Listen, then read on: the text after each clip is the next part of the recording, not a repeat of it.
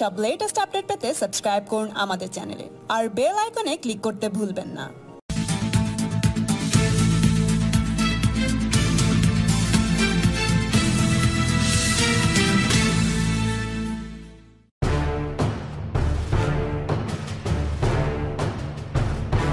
সালটা 2016।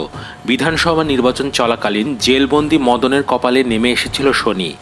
কামারহাটি বিধানসভা কেন্দ্রে নির্বাচনের সময় জেলবন্দি থাকার জেরে সিপিএমের মানস মুখার্জির কাছে গোহার হারতে হয় মদন মিত্রকে। তবে সে হারকে ভুলে মাত্র 3 বছরের মাথায় ফের প্রিয় মদনকে রাজনৈতিক সুযোগ দিলেন দিদি মমতা বন্দ্যোপাধ্যায়। ডামাডোলের ভাটপাড়ায় বিধানসভা উপনির্বাচনে তৃণমূল প্রার্থী হিসাবে মদন মিত্রের নাম ঘোষণা করলেন মমতা বন্দ্যোপাধ্যায়। বৃহস্পতিবার সিউড়িতে লোকসভা নির্বাচনের প্রচারে গিয়ে মমতার এই ঘোষণায় কার্যত খুশির জোয়ার উঠেছে মদন মিত্রের ফ্যানেদের অন্তরে। শেষ বিধানসভা নির্বাচনের হারের পর সারদাকাণ্ডে জামিনে জেল মুক্তি ঘটে মদনের। তবে ততদিনে মন্ত্রিত্ব থেকে বিধায়ক পদ সব শেষ। রাজনৈতিক দিক থেকে তখন কিছুটা কোণঠাসা মদন। তবে ফিরে আসতে অবশ্য বেশি সময় নেননি এককালের মমতার বিশ্বস্ত সৈনিক। নিজের এলাকার পাশাপাশি এককালের বিধানসভা কেন্দ্র কামারহাটিতে জনসভার কাজে বেশ ভালোমতো চালিয়ে গিয়েছেন মদন। খুলেছেন ফেসবুক। লোকসভার ময়দানে রাজ্যের অন্যান্য নেতাদের পাশাপাশি অনলাইনের প্রচারে সবাইকে রীতিমতো টক্কর দিয়ে গেছেন তিনি। আর তার পুরস্কার হিসাবে মদনকে বিধানসভা উপনির্বাচনে প্রার্থী করলেন তৃণমূলের নেত্রী মমতা বন্দ্যোপাধ্যায়। এই খবর প্রকাশ্যে আসার পরে সাংবাদিকদের সামনে মদন বলেন, দিদির এই সিদ্ধান্তে আমি আপ্লুত। প্রসঙ্গত ব্যারাকপুর লোকসভা কেন্দ্রের অন্তর্গত ভাটপাড়া বিধানসভা এবারের নির্বাচনে এক প্রকার হট কেক। দাপটের সঙ্গে এই বিধানসভায় এতকাল রাজ করে আসা অর্জুন সিং মুকুলের হাত ধরে সম্প্রতি তৃণমূল ছেড়ে গিয়েছেন বিজেপিতে। সেই ফাঁকা আসনে কাকে মমতা প্রার্থী হিসাবে দাঁড় করান তা দেখার জন্য মুখিয়েছিল রাজনৈতিক বিশেষজ্ঞরা। তবে সেই জায়গায় মদনের নাম ঘোষণা যে বড় চমক তা বলার অপেক্ষা রাখে না। তবে পাল্টা হিসাবে ওই কেন্দ্রে বিজেপি কাকে প্রার্থী করে সেটাই দেখার বিষয়। আপনারা সকলেই ইতিমধ্যে খবর পেয়ে গেছেন, পৃথিবীর জনপ্রিয়তম নেত্রী মমতা বন্দ্যোপাধ্যায় মদন মিত্রকে তার রাজনৈতিক জীবনের সর্বোচ্চ সম্মান দিয়েছেন। এর আগে মমতা বন্দ্যোপাধ্যায় আমায় মন্ত্রী করেছেন, বিধায়ক করেছেন, তৃণমূল যুব সভাপতি করেছেন, সর্বভারতীয় তৃণমূল যুব কংগ্রেসের সভাপতি করেছেন। কিন্তু যে সম্মান আজকে দিয়েছেন, হারিয়ে যাওয়া বিস্মৃতির অতলে একজন রাজনৈতিক কর্মীর কাছে এর থেকে বড় আর কিছু হতে পারে না। তাই লাইভে আমার যারা প্রতি মুহূর্তে সঙ্গী দিয়েছেন, সঙ্গ দিয়েছেন, প্রতি মুহূর্তে আমাকে সতেজ আমি কৃতজ্ঞতা জানাই। সময় নষ্ট করব না, শুধু আপনাদের এইটুকুনি বলবো, আজকের পর আবার ফেসবুক লাইভ হবে 23শে মে।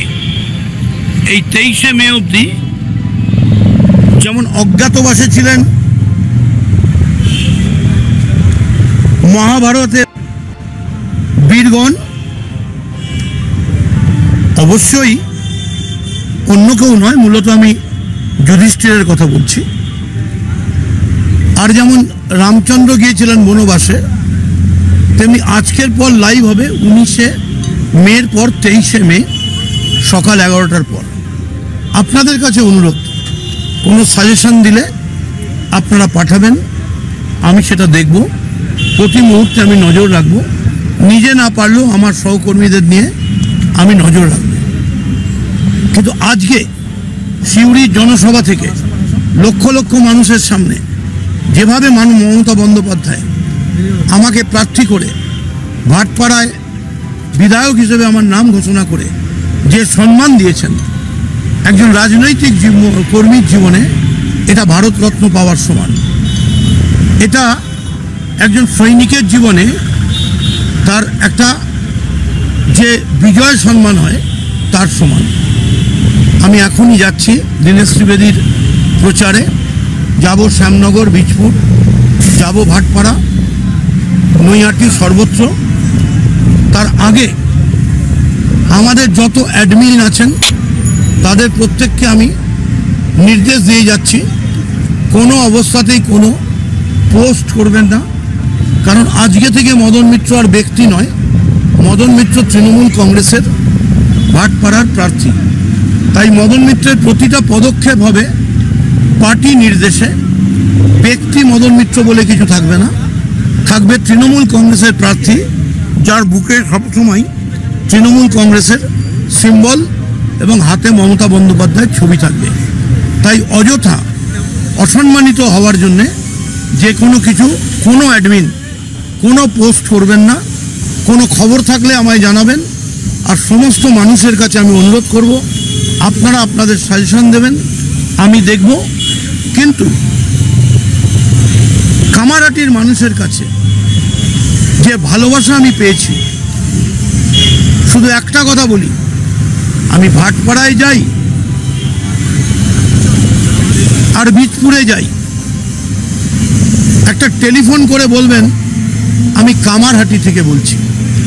খুব বেশি হলে আমি হয়তো জিজ্ঞেস করব পাড়া এবং বস্তির নাম বলুন, লুটবাগান না উটবাগান, আরিয়াদহ না ডিডি মন্ডল ঘাট, উমেশ মুখার্জি রোড না যতীন দাস, নন্দননগর না দেশপ্রিয়নগর, বিটি রোড নাকি দক্ষিণেশ্বর। কিন্তু শুধু কামারহাটি বিধানসভার জায়গার নাম বললেই আমি আপনাদের ফোন ধরবো, ফোনের উত্তর দেবো। আর যদি ফোন ধরতে না পারি, আপনারা যদি মেসেজ করে দেন, আমি যদি মিটিংয়ে থাকি, আমি মেসেজে আপনাদের ফোনে উত্তর দেবো। মনে রাখবেন, আবার বলছি, আজকে থেকে মদন মিত্রর পরিচয় ব্যক্তি মদন মিত্র নয়। আজ থেকে মদন মিত্রর একটাই পরিচয়, মদন মিত্র তৃণমূল কংগ্রেসের একজন সৈনিক। মদন মিত্র ভাটপাড়ায় মমতা বন্দ্যোপাধ্যায়ের ঘোষিত তৃণমূল কংগ্রেসের প্রার্থী। আমাকে অনেকে প্রশ্ন করেছেন, দাদা কামারহাটি ছেড়ে ভাটপাড়ায় যাচ্ছেন। আমি বলেছি, যুদ্ধক্ষেত্রে এবং রাজনীতিতে সৈনিক এবং কর্মীর একটাই পরিচয়, যে সে সৈনিক। আর সৈনিকের কাজ আর্মিতে থাকলে যখন যুদ্ধ লাগে তখন ইনফ্যান্ট্রির লোককেও লড়াইতে যেতে হয়, কামান চালাতে হয়।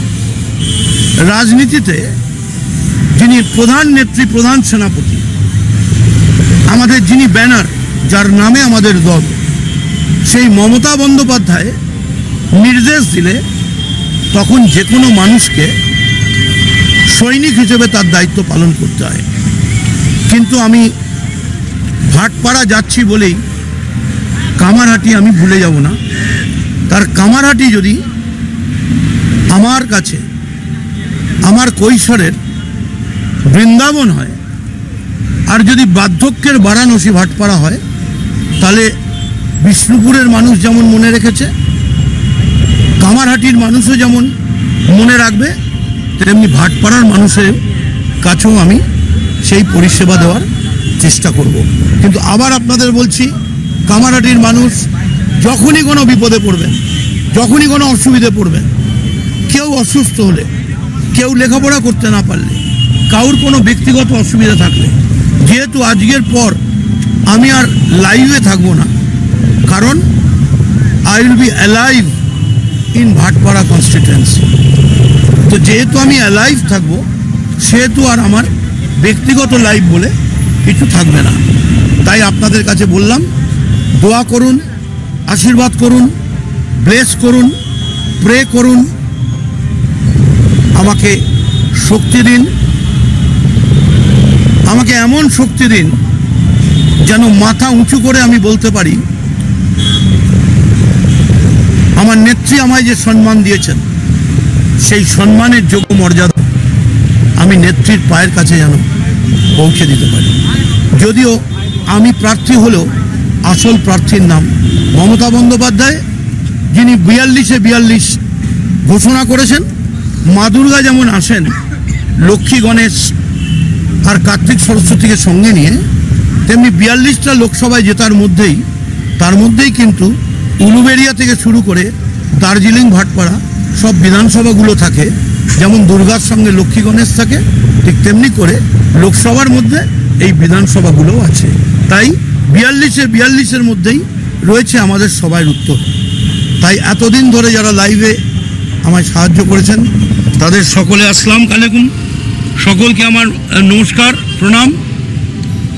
আজ বৃহস্পতিবার, ওং বিশ্বরূপস্য ভার্যাসি পদ্মে পদ্মালয় শুভে সর্বতং পাহিমাং দেবী মহালক্ষ্মী নমস্তুতে। আর কদিন বাদে রোজার মাস। আল্লাহর কাছে এইটুকুনি বলবো, আল্লাহ जिसका जुबान है आप तो उसको रोजा कबूल करते हैं, लेकिन अल्लाह आप उसको भी रोजा कबूल करते हैं जिसका जुबान नहीं है। आप मेरा भी रोजा कबूल कर लीजिए। আল্লাহ এবং ভগবানের কাছে আমি এমন একটা আয়না চাইবো, दर्पण चाइबो जिसमें चेहरा मत दिखाओ, बल्कि चेहरा से चेहरा ना दिखाकर नियत दिखाने को मुझे लायक बनाओ। मुझे रिजल्ट चाहिए और आप सबको मेरा दुआ चाहिए। भाटपाड़ाয় আসছি, जब बुलाबा तब आइबा।